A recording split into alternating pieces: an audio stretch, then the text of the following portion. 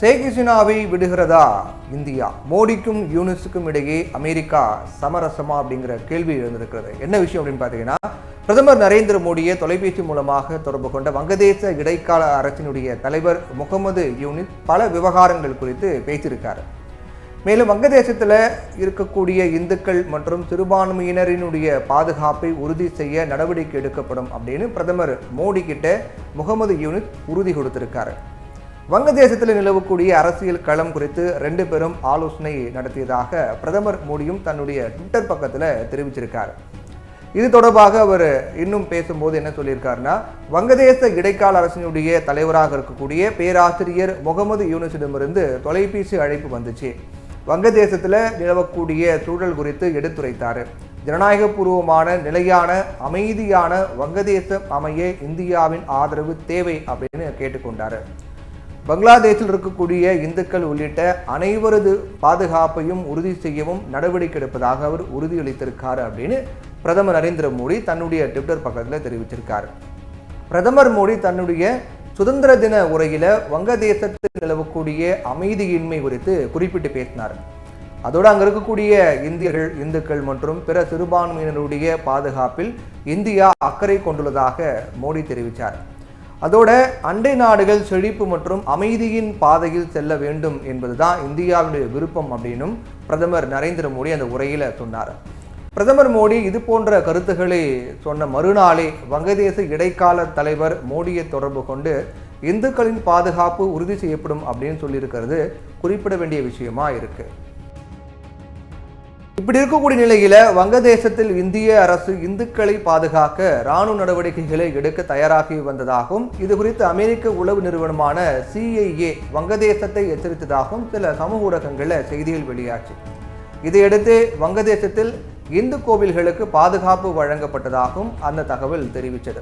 ஆனால் உண்மை என்ன அப்படின்னு பார்க்கலாம். உண்மை என்னன்னா, வங்கதேசத்தில் வன்முறையில் ஈடுபட்டவர்களை திசை திருப்பிய பாகிஸ்தான் ஆதரவு தீவிரவாதிகள் சிறுபான்மையினருடைய கோவில்களையும் குடியிருப்புகளையும் செல்வத்தையும் சூறையாடியதோட பெண்களையும் குறிவைத்து தோப்புக்கரணம் போட சொல்லி அடித்து துன்புறுத்தியிருக்காங்க. இந்த சம்பவம் இந்தியாவிலும் சர்வதேச அளவில் மனித உரிமை ஆர்வலர்களிடமும் கொந்தளிப்பை ஏற்படுத்திச்சு. இந்த தருணத்தில் இந்தியாவில் இருக்கக்கூடிய முஸ்லிம் கட்சிகளும் அமைப்புகளும் வங்கதேசத்தில் சிறுபான்மையினர் தாக்கப்படுவதை கண்டித்து ஒரு அறிக்கையை விட்டிருந்தால் நமது மதசார்பின்மை மேலும் வலுப்பெற்றிருக்கும். ஆனால் அவங்க மௌனம் சாதித்தது அத்தகைய செயல்களை அவர்கள் அங்கீகரித்தது போலவே இருந்துச்சு. இதை பயன்படுத்தி கொண்டு இங்கே இருக்கக்கூடிய சிலர் வங்கதேச வன்முறைகளை சுட்டிக்காட்டி முஸ்லீம் வெறுப்பாக மாற்ற முயற்சியும் நடந்துச்சு. ஆனால் வங்கதேசத்தில் சிறுபான்மையினர் தாக்கப்பட்ட பிரச்சனை சர்வதேச அளவில் எதிரொலிக்கவே அமெரிக்காவும் அதற்கு எதிராக குரல் கொடுத்தாங்க. இந்தியாவில் நிலைமை வேறு விதமாக போய்விடுமோ, அதனால தன்னால் உருவாக்கப்பட்ட புதிய வங்கதேச அரசுக்கு சிக்கல் ஏற்படுமோ அப்படிங்கிற அச்சமும் எழுந்தது உண்மைதான். அதனால தான் வங்கதேச அரசு சிறுபான்மையினரை பாதுகாக்க நடவடிக்கை எடுக்க வேண்டும் அப்படின்னு அமெரிக்கா எச்சரிக்கை விடுத்தாங்க. இதையடுத்து வங்கதேசத்தில் சிறுபான்மையினர் பகுதிகளில் இராணுவம் நிறுத்தப்பட்டு பாதுகாப்பு வழங்க நடவடிக்கை எடுக்கப்பட்டு வருது. இதில் இருந்தே வங்கதேச அரசு அமெரிக்காவின் கட்டுப்பாட்டில் தான் இருக்கிறது அப்படிங்கிறது ஆட்சி கவிழ்ப்புக்காக பாகிஸ்தான் தீவிரவாதிகள் கூலிப்படையாக செயல்பட்டிருக்கலாம் அப்படிங்கிறதும் வெட்ட வெளிச்சமாகிருக்கு. பிரதமர் மோடிக்கும் வங்கதேச தலைவர் முகமது யூனிஸுக்கும் இடையே நடந்த உரையாடல் குறித்து மத்திய அரசு செய்தி குறிப்பு ஒன்று வெளியிட்டிருக்காங்க. ரெண்டு தரப்பு உறவை முன்னோக்கி கொண்டு செல்வதற்கான வழிகள் குறித்து ரெண்டு தலைவர்களும் ஆலோசித்ததாக அதில் சொல்லப்பட்டிருக்கு.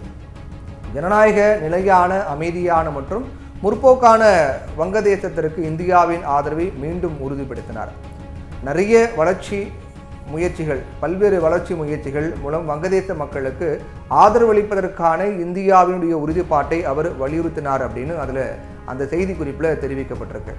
வங்கதேச அரசாங்கத்தினுடைய தலைமை ஆலோசகருடைய எக்ஸ் பக்கத்தில் மோடி யூனிஸை பாராட்டியதாகவும் ஆகஸ்ட் 17 டெல்லியில் நடைபெறவிருக்கக்கூடிய 3வது குரல் உலக தெற்கு உச்சி மாநாட்டில் பங்கேற்குமாறும் அழைத்ததாகவும் சொன்னார்.